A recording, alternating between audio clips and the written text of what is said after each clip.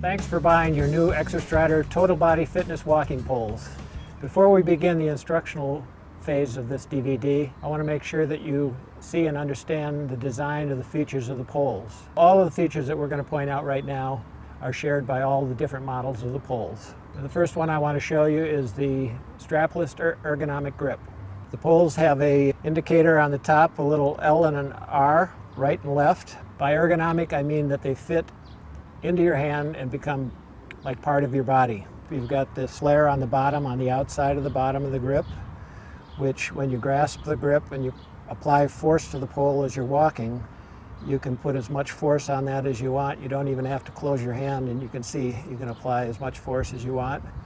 You've got a flare that goes all the way around the top of the grip that allows you just to close your hand loosely, and with a little thumb and forefinger pressure, maintain complete control of the grip. Then you've got this flare on the back of the grip. You can see how it fits right into this natural arch of the closed hand.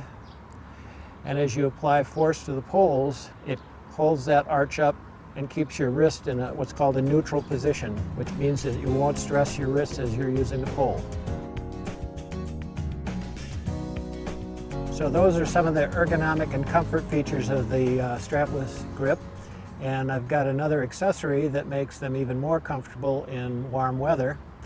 It's called a grip sock, and I'll show you how it is installed and explain the purpose of it. What I'm going to do is just put my thumbs into the sock, bring it over the top of the grip, and stretch it down so it just covers the bottom of the grip. And the obvious purpose is to allow your hand to be cool. Some people wear gloves when they use Nordic walking poles. I initially did that, and again, I didn't like the hot hands. So what this does is it actually gives you a softer surface, feels very comfortable in the summer. It'll absorb perspiration. You can remove it and hand wash it, and it'll last a long time. Just a nice little feature that, as simple as it looks, I think you'll find you won't want to be without them if you live in a warm weather climate. The next feature is this little pole clip that comes on the poles, and obviously it holds the poles together for storage. When you're ready to use your poles, if you just pull them apart, it's going to stay on one pole. And the reason it stays on one pole is it's got this asymmetrical design, so one will pull away and the other it will stay on. So leave it on the one that it stays on and rotate it around underneath the flare. And it's going to be out of the way, and it'll be there when you're done doing your Exerstride. All you have to do at the end is bring it back to the center, slightly offset the flares on the grips, and push them together. And you can hang these on a hook, or you can lean them somewhere against a wall, or put them in your car, and they're stored conveniently together. The next feature that's common to all the poles is the little boot-shaped cushion grip tip. What it does is when it lands, we call it a cushion grip because when it lands, it flexes a little bit, provides a soft cushion landing, and then the full length of the sole makes contact with the ground, and these little scallops on the front of the cushion grip tip actually allow it to flex open. So as you push down on the pole and the angle of the pole changes through the stride cycle, it'll actually maintain complete contact with the ground and maximize your traction. It won't slip like most other Nordic walking pole tips, or paws as they call them in Europe, which usually are curved on the bottom, which means that no matter what angle the pole is at, you're only getting a limited amount of contact with the walking surface. So this maximizes both the cushioning effect of the landing and the grip throughout the entire stride cycle. The cushion grip boot-shaped tip will give you good grip on any paved surface and any stable walking surface. I leave it on as long as I get a good traction, no matter what the surface, whether it's sand or sidewalk. But if you get into a situation where you need additional traction, all of the poles have, after you remove the cushion grip tip, a carbide steel tip on the bottom, which will grip on virtually anything: ice, granite, wet leaves, pine needles, or whatever. Anything that where you're not going to get a good grip, you can remove this and get an excellent grip with the carbide steel tip.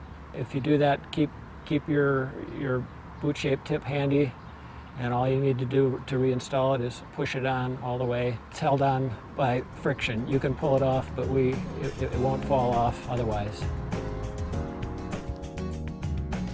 Over the years, one of the most difficult traction situations we found is on loose gravel. You can obviously use the carbide tip on loose gravel and you'll get good grip, but it makes an awful lot of noise. So we have a new solution. We call it the hiking trekking tip, but actually we should call it the gravel tip because that's where it really shines. It's small enough so that it'll go through the gravel and make contact with the ground beneath the gravel. It's got a small footprint as opposed to the large footprint on the cushion grip tip, and that allows it to go through the gravel and make contact with the ground.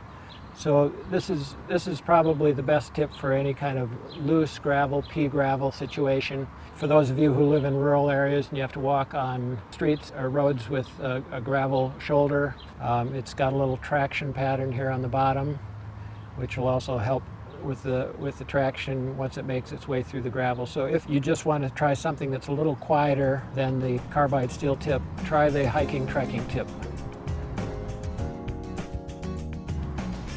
If you ordered the one-piece special edition poles, they're ready to go right out of the box basically. They come in sizes to fit a range of heights of user. So if you gave us your correct height when you place your order, you should have been supplied with the proper size of poles, and there's no adjustment issue here. We'll show you a little bit later in the video how to make sure that they're the right size for you. So these are pretty much ready to go, and we'll show you the adjustable pole features next.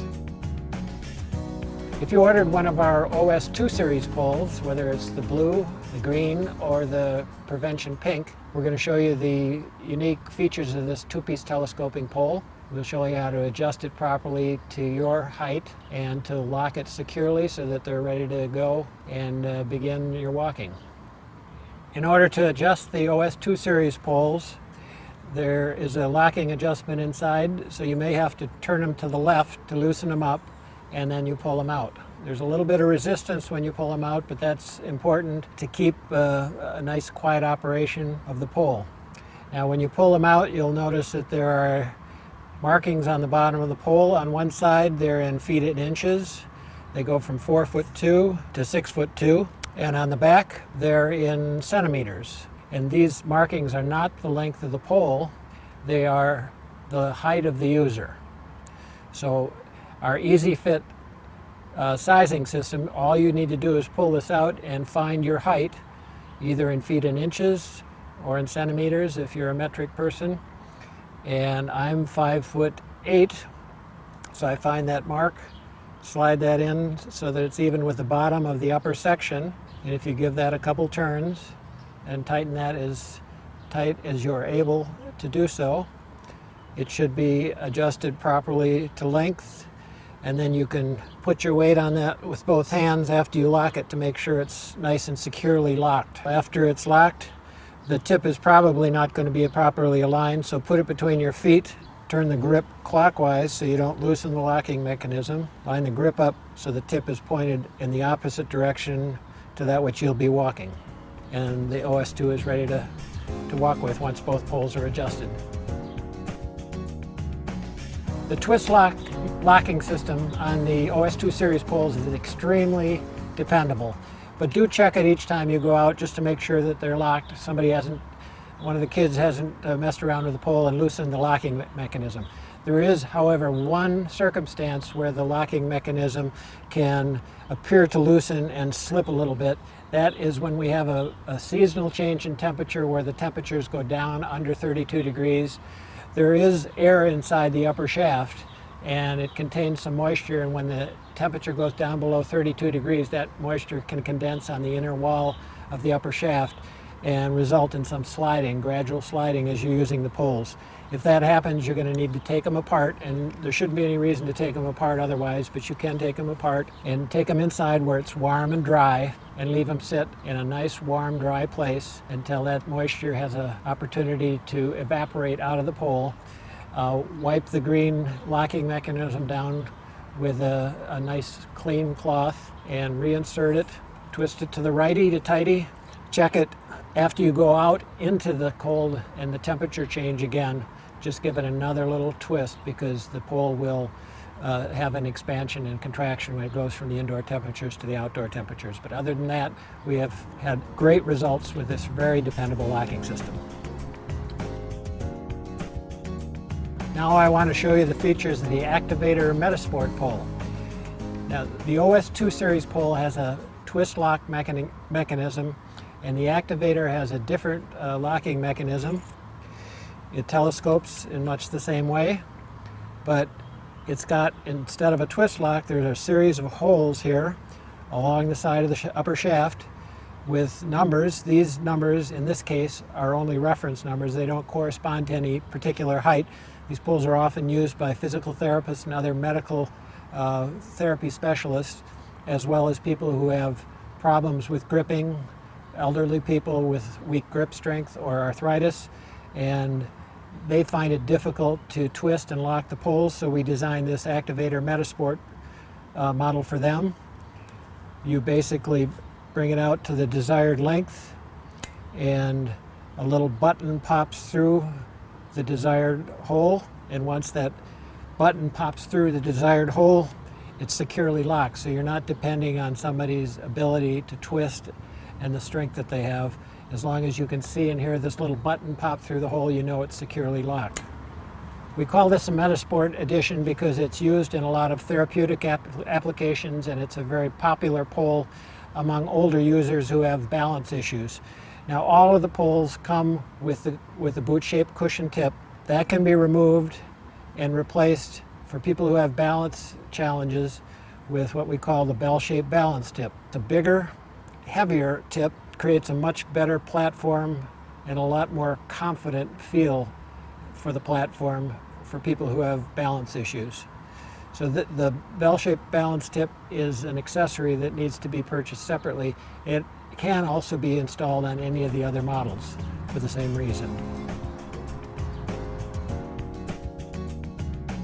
For those of you who are really adventurous and might want to be using your poles on mountain trails, crossing stream beds, snowshoeing, skiing, using the poles in all seasons in some more extreme conditions, we have the all-season, all-terrain accessory kit, which consists of a small pair of trekking baskets and a large pair of baskets which can be used for skiing, snowshoeing, or for walking on very soft sand. In order to install either the trekking basket or the snow or sand basket, all you need to do is remove the rubber tip, and you want the concave side up when you finish, so turn it over, push it down on the plastic ferrule. There's some little threads on the ferrule which when you get to there it stops. You have to push and turn it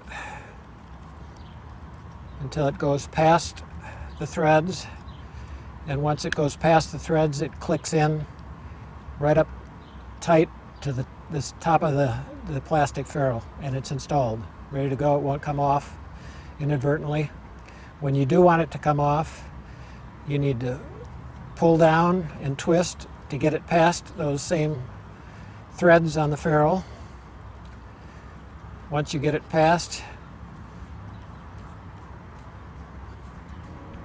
it comes right off.